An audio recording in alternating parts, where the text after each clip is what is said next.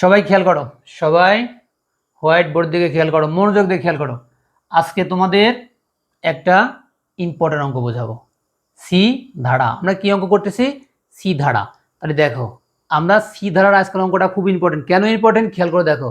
এখানে আছে 3 square plus 7 square plus dot dot কি আছে n স্কোয়ার। কিসে করতে হবে? যোগ করতে হবে। খেয়াল করে দেখো, কিন্তু মনোযোগ দিয়ে যদি গত ক্লাসটা বুঝে থাকো তাহলে এই অঙ্কটা 100% করতে পারবা, কারণ আমাদের এই অঙ্কই আসবে। এর ভিতরে কোনো ভুল নাই, এই অঙ্কই আসবে। তাহলে তোমরা একটু খেয়াল করে দেখো, মনোযোগ দিয়ে দেখো। এখানে কি আছে? 3 স্কোয়ার প্লাস 7 স্কোয়ার প্লাস কি আছে n স্কোয়ার। এখানে 2-3টা নিয়ম আছে আমাদের। একটা অজানা নিয়ম আছে, একটা স্কোয়ারের নিয়ম আছে, একটা কিসের নিয়ম আছে? যোগের নিয়ম আছে। তাহলে আমাদের এখানে দেখো হ্যাশ ইনক্লুড স্টুডিও। খেয়াল করে রাখো, এই স্টুডিও বানাম কিন্তু ভুল লিখে ফেলো। কিভাবে ভুল লেখো দেখো, এখানে লেখা আছে এই স্টুডিও, তোমরা কিভাবে লেখো দেখো। আমি তো দেখছি খাতা অনেকগুলা, এই দেখো। তাহলে এখানে কি হচ্ছে? STUDIO ডট এইচ, এইভাবে লেখো। এই স্টুডিও মানে কি জানো? যেখানে আমরা ছবি তুলি সেটাকে বলা হয় এই স্টুডিও। মানে যেখানে আমরা ছবি তুলি সেই এই স্টুডিও বলা হয়। আর এই স্টুডিও কথাটার প্রবাদ বাক্য হচ্ছে রূপ থাকলে ধরে দেবো, না থাকলে গড়ে দেবো, যার নাম হলো ফটোশপ।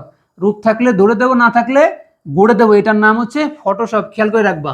আর আমাদের হচ্ছে কি, এই স্টুডিও মানে কি? STDIO মানে heading point. Studio dot H, H মানে heading point. Conio dot H, এটা মানেও হেডিং পয়েন্ট বোঝা। আচ্ছা, মেইন দেখো, সেকেন্ড ব্র্যাকেট দিয়ে শুরু করো। তারপরে কি? পূর্ণ সংখ্যা না ভগ্নাংশ সংখ্যা? পূর্ণ সংখ্যা থাকলে ইন্ট, আর ভগ্নাংশ থাকলে কি বলছি? ফ্লোট। তাই তিনটা কি? তিন সংখ্যাটা কি? তিন সংখ্যাটা হচ্ছে পূর্ণ সংখ্যা। তাহলে এখানে বসাও INT, ইন্ট। IS কি আছে? এই যে অজানা সংখ্যা আছে n, ISN। তাহলে অজানা সংখ্যা থাকলে আমাদের কি করতে হবে প্রিয় শিক্ষার্থী?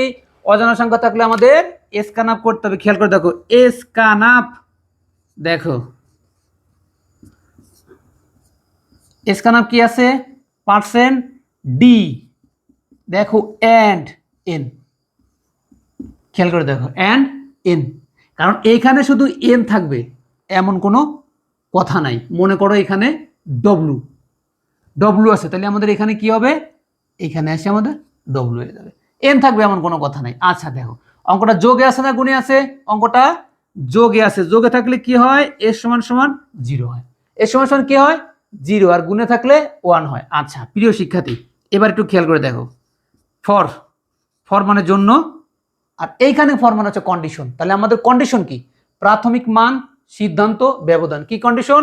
প্রাথমিক মান, সিদ্ধান্ত, ব্যবধান। প্রাথমিক মান কত আছে? প্রাথমিক মান আছে i সমান সমান 3। সিদ্ধান্ত কত আছে? n। i লেস দেন সমান সমান কত? n না, w দেওয়া আছে, w। আচ্ছা, এরপরে কি? ব্যবধান কত আছে? i সমান সমান, ব্যবধানটা লিখে দেবো এখন, 3, 4, 7 টাকা। তাহলে +4। তাহলে দেখো, সব ঘরের পরেই সেমিকোলন দিয়েছি, কিন্তু এই ঘরে দেয়নি কেন? কারণ কন্ডিশনের পরে কখনো সেমিকোলন হয় না। খেয়াল রাখবা কিন্তু অবশ্যই। আচ্ছা দেখো, সূত্র দেখো, এই যে সূত্রটা আমাদের মেন, s সমান সমান s প্লাস, এই দেখো প্লাস, স্কোয়ারের মান কিভাবে বার করতে হয়? গুণ করে বার করতে হয়। স্কোয়ারের মান গুণ করে বার করতে হয়। বার করছি না? আচ্ছা দেখো প্রিয় শিক্ষার্থী, তাহলে অঙ্কটা এখন কি করতে হবে? Print, PRINT। সবাই করে কি? PRINT দেয়, প্রিন্ট। কিন্তু এখানে হবে PRINTF, অর্থাৎ পিন ফাংশন। ফার্স্ট ব্র্যাকেট শুরু, ইনভার্টেড কমা শুরু, %d। ডিটা কেন হয়েছে? ডিটা হয়েছে লোগো এই যে ইন্টের জন্য, এই পূর্ণ সংখ্যার জন্য ডি হয়। আর ভগ্নাংশ হলে কি হতো? এফ। আচ্ছা দেখো, এস। প্রতিটা অঙ্কের ক্ষেত্রে প্রিন্ট এস হয় কেন? ধারার অঙ্ক যতগুলো আছে প্রিন্ট এস হবে। ধারার অঙ্ক যতগুলো আছে এই প্রিন্টটা কি হবে? এস, এস হবে। এস ছাড়া ধারার অঙ্ক করা যায় না। যে সংখ্যা এখান থেকে চেঞ্জ হোক না কেন, এস কখনো চেঞ্জ হবে না। আচ্ছা প্রিয় শিক্ষার্থী, তাহলে দেখো একটু খেয়াল করে দেখো, পিন করলাম। এখন কি করতে হবে?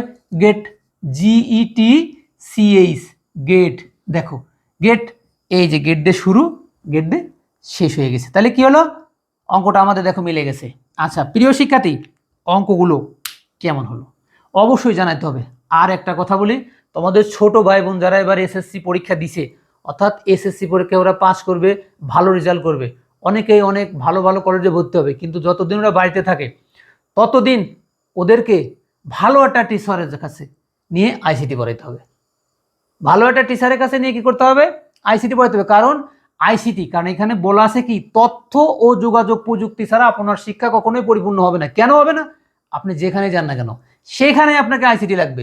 আচ্ছা দেখো, গতবার অনার্সে আমাদের এই আইসিটি সাবজেক্টটা মেন সাবজেক্ট দিয়ে দিছে, কারণ যারা ভয় পাইছে ইন্টারমিডিয়েট যে বাইসে গেছি, কিন্তু অনার্সে যাও এই আইসিটি সাবজেক্টটা মেন সাবজেক্ট করেছে। তাহলে আইসিটি সাবজেক্টের কত গুরুত্ব এটা তোমরা নিজেরা বুঝতে পারছো। যেহেতু সবাই এখানে ফোন চালাও, তাহলে ফোন চালালে কি আইসিটি ছাড়া তুমি কখনোই তোমার শিক্ষাটা অর্জন করতে পারবে না। এই জন্য অবশ্যই ঘরে না বসে যে কোনো শিক্ষকের পরামর্শ নিয়ে আইসিটি পড়া শুরু করে দাও। তোমাদের কাছে একটা রিকোয়েস্ট যে তোমাদের ছোট ভাই বোনদেরকে একটু বলো আইসিটিটা যা তারা শেষ করে। তাহলে আজকে এখানেই রাখি, সবাই ভালো থাকো।